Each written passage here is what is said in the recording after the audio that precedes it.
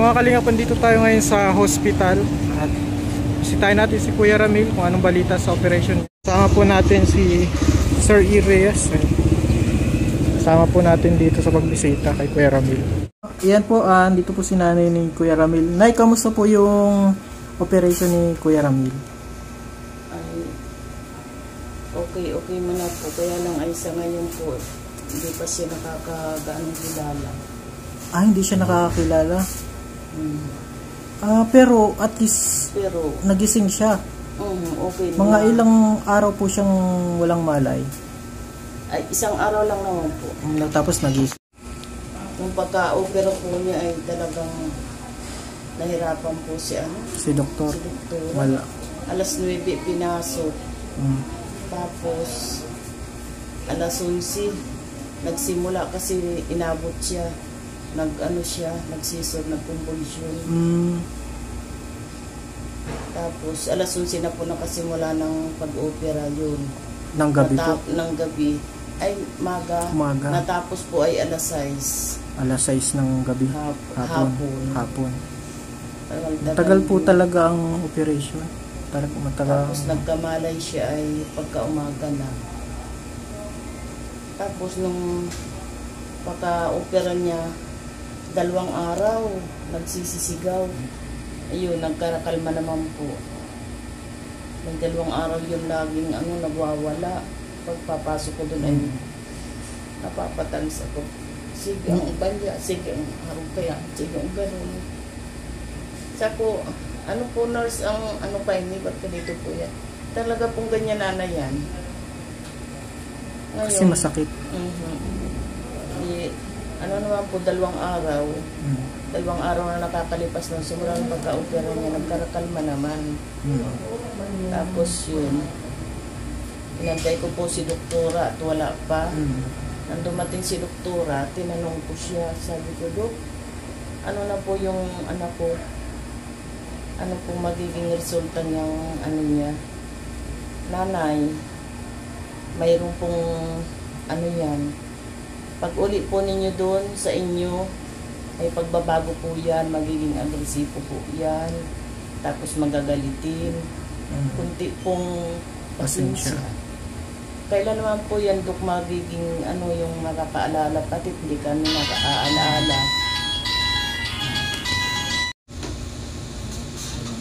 So, expected na pala ni doktora na ganun ang magiging... Tapos, yun na nga po, sinabi ko kay doktora, nakausap ko lang po kahapon. Sabi ko, ano pong magiging niyan, Dok? Mga 6 months po, nanay. 6 months? Makakaalaala po yan. So, ngayon wala siyang nakikilala kahit isa? Man lang po, nagpasok po ako kanina, nakilala man ako. Ay, opo. Ikaw po, hindi ka nagsabi man ako sa kanila. Oo, pagpipray ba namin? Kaya kasama din po ako si Sir E. Reyes. Kasama po pala kayo. Oo, ipag-pray din niya. Sabi ko nga, sinabihan ko po yung nurse, sabi ko, nurse, kung may magpunta po dito, pwede pong paano kasi po yung anak ko. Ay, opo. Baka po sakaling makatulong. Lagi po siyang may tinuturo.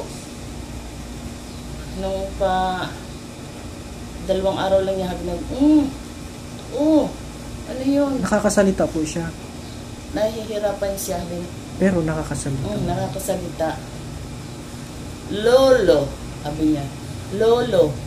Sabi ko, Lolo, sino yun? Yung lolo niya ata. Si Lolo. Sabi ko, happy nung nurse. Sino yan, nanay? Tinataram niya. Sabi ko, ay, yung lolo, yung tatay ko yan. Sabi ko, wag ka na muna sumama doon. Sabi ko naman. Sabi ko, bakit? Ang ginawa nung nurse, nagkuha ng holy water. Pinahida niya at nagbabal niya. Inaarog-arog ko yan niya. Ulo niya, sabi ko, Toy, wag mo, baka maano yung ulo mo. Magdugo ba? Hanggang turo siya. Epekto daw po yung niya. Anesthesia. Anesthesia. Tapos yung sugat. Siya po. Pero sa ngayon po. Malaki yung tinanggal pong bukol daw. Ay, malaki siya. Pinakita ko sa inyo. Hindi nga yung malaki nito, yung ganito. Alin po? Kasing ganyan. Kasing Yung kalaki. mataas nito, Ay, dito ganun sa- kalaki. yung segunda dito, inilagay dito ni doktora. Oh. Siguro mga mahigit yung 1/4 na ano, yung kalahati dun. Sa 1/4. Parang sing laki po ng baby, kamao. Pinakita sa akin ni doktora, nanay, ito po yung nagpapahirap sa anak mo. Ito. Galing naman din po. Mhm. Pinag-pray din talaga ng mga Siya viewers. po. Ako'y salamat. Naka-program niya po ang anak ko. Ito po ang pinakita naman po sa akin. Kaya lang tinanggal yung niya, yung bao Wow. dito sa gitna. Oo. Pinalis na pa. Kailangan niyang lagi magsusuot ng Kaya napaka delikado ng ng anak ko. Kaya pag nandun niya nag-uwi sa bahay, doon na sa kwarto. Anong nabulan pa, makakakilala siya. tinanggal ng yung bao, may babalik pa po yun sa pong sabi ng doktor. Hindi na po niya ibinalik kasi kung ibabalik daw, ang laki nung ganito. Tinignan ko dun sa nakasama duman sa kasi nung binigay sa amin yung niya, Nasa loob po talaga siya ng utak na nasa na po, nasa loob na naiipit yung utak, na iipit na nung ugat. Opo. Ngayon parang na tanggal na yung bukol, na relax na yung utak. Nakakakita na po ba si Kuya Ramil? Tinanong ko po kanina sa ako, Toy, nakikita mo na ako? Nakikita na daw niya ako. Parang ganun siya. Nakakakita na siya. Nagkarakalma na po siya ngayon. Ay, salamat sa kasi nung nag-chat po kami talagang di kami makaalis kasi Kaya nga po, sabi ko nga pray lang yung namin na-send. Pray. At yan, powerful man din talaga ang prayer po. At marami din nag-pray sa inyo, mga viewers. Iyo po, salamat din sa mga sa mga anak ko. Sabi ko po kay Doktor, hanggang kailan po kami dito? Ay baka po nanay mga 1 week pa kami dito. For observation kasi si Kuya Ramil. Kasi siya, kinakausap ko nga kanina yung kahapon po pagpunta. Kinakausap ko, hindi ako kinakausap. Ang ginawa ko, kinurot ko siya. Nagsagot yung anak mo, aray. Hindi mo kasi ako Ramil kinakausap. Hindi mo kinakausap si doktora. Kinurot niya, nag-aray. Tamad pa po siya magsalita. Basta sabi niya, kunting pasensya daw. Magiging maiba-iba daw po ang ugali. Oo, kasi na din yung Dawa daw po nung paano daw po ibalik yun? Yung may another operation pa po ba yun? Or? Ewan ko po, at kahapon pinalakad po sa akin yung CT scan. Kailangan daw ma-CT scan ulit siya para matingnan daw po niya ulit. Hindi pa naman po nasi-CT scan at holiday. Opo. Pero nilakad ko kahapon sa malasakit. Ano daw pong plano ni doktora? I-operahan niya ulit? Ay palagay ko po Hindi na. hindi na yata kayanin. Titingnan lang po siguro kung Paano po yung laki yung bao tinanggal na? Talagang malaki yung gitna. Gitna lang po. Yung gitna Gaano po lang kalaki? naman po. Gaano kayong bilog Siguro na? ganito po siya kalaki. Malaki Bilog talaga. siya. Tapos yung laman. Hindi nga napicture nung anak ko na takot na pati ako sigang tangis ko. Sabi ni doktora, nanay, iyak ka ng iyak. Naka-recover na yung anak mo. Naya na. Ay, hindi ko po mapigilan bagat pagkita ko doon sa anak ko. Mamaya ikaw naman ang mahiga dyan. Sige ka. Pinapakalma ako. Ang alam ko po kasi talaga hindi na naibabalik din yung Siya nga po. May mga nakita kong ganyan na tinanggalan ng skull. Ano daw? Tuloy-tuloy man yung buhay nila. Tuloy-tuloy man. Tuloy-tuloy naman. Sana naman nga. Baka po maano naman ito, ano? Tanungin ko daw ulit si Yung doktor. iba naman, mas matindi pa. Halos dyan, no? Hanggang dito. Tinanggal. Iba na yung parang late na nung gano'n nila. Kararom yung ganito niya. Oo. Ay, malalim na. Kasi tinanggal yung scar. Sana naman nga ni, maging ano ang pag ano nung anak ko. Hindi ka ano siya. Kasi na medyo na iba daw po ng ano yan, pag-uugali ay Ba't ilang dugo, ilang bag ng dugo nung nilagay ano niya? lang po siya, 2 bag lang. Oh? Adi, yung poproblemahin natin, 2 bag lang. 2 bag lang ang poproblemahin. Kaya sabi ko, siguro, tinanong ng asawa ko, ilang, naubos pa yung 10 bag? Sabi ko, hindi, 2 bag lang. At sabi ni doktora, hindi man daw kailangan ang Sobra. Basta hindi lang yung sa BP ba, hindi lang bumabang masyado, no? Siya po. Oo. At tingnan natin si Kuya Ramil. Siya po. Pagpipray po namin, mga kalingap. Namimiss ka na ni Nanay Gigi. Kuya Ramil, namimiss ka na ni Nanay Gigi. Tawa ka na. Oo, magala tayo. Tsaka isasali kita sa tawag ng tanghalan. O yan, isasali ka. Ano? Hindi, ay...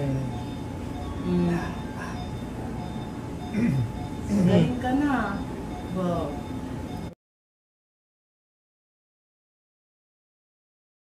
Magpaalam muna po kami, Nay, ha?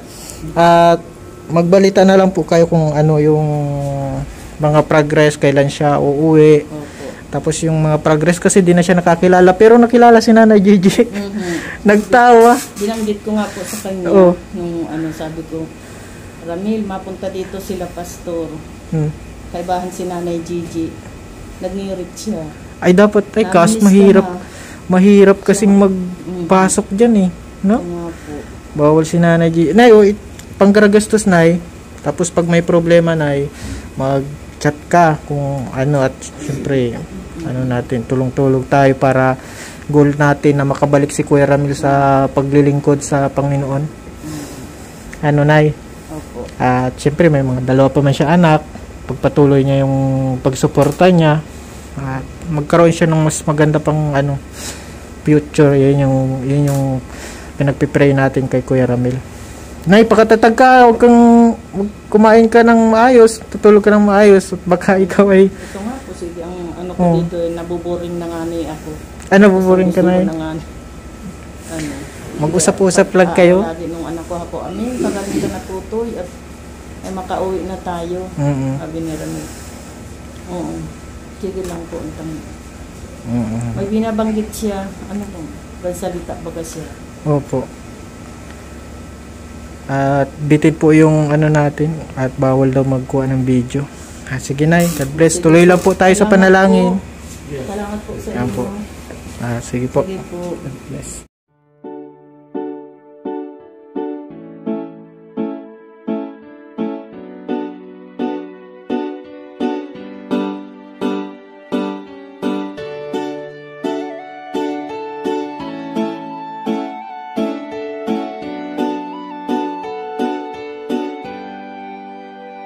Siya ang kaibigan nyo, palaging malalapitan nyo. Walang ibang angat kundi ang magpasaya ng kapong Pilipino. Kahit anong problema, siya ang laging makakasama. May Kalingap Alvin, kayo na kaibigan, masasandalan pag inyong kailangan. Walang ibang hangat kundi ang magpasaya sa kanyang mga kababayan na nangangailangan. Kahit masama ang tingin ng iba, hindi mag-iiba ang pagbibigay niya ng ligaya sa kanyang mga kapwa. Mayroon kayong masasandalan, palagi niyong makakapitan. Isang Bicolanong may mabuting kalooban, sumama ka, ikaw isasaya sa mga video niya. Simpleng lalaking may busilak na puso't matulungin, yan si Kalingap Alvin. po si Kalingap Alvin. Kasama ko po si ano, magpasaya ng kapong Pilipino. Kahit anong problema, siya ang lagi niyong makakasama. May Kalingap Alvin, kayo na kaibigan, masasandalan pag inyong kailangan. Hindi magdadalawang inisip na kayo ay tulungan. Hindi mag-aalinlangan para sa kanyang kababayan. Hindi magsasawa, hindi magbabago. Basta Kalingap Alvin, maka-Diyos at makatao. Mabait, masipag na palagi nandito. Mabuting Ayan mga Kalingap, good morning. hindi magsasawa, palagi niyong makakasama. Puntahan po namin si Lola Mamerta. Parang si Lola Damiana na nanguhula. Sumama ka, ikaw isasaya sa mga video niya. Simpleng lalaking may busilak na puso. Ayun mga Kalingap, good morning po, and today po mga Yan si Kalingap, siya ang kaibigan nyo. Palagi malalapitan nyo. Walang ibang hangat kundi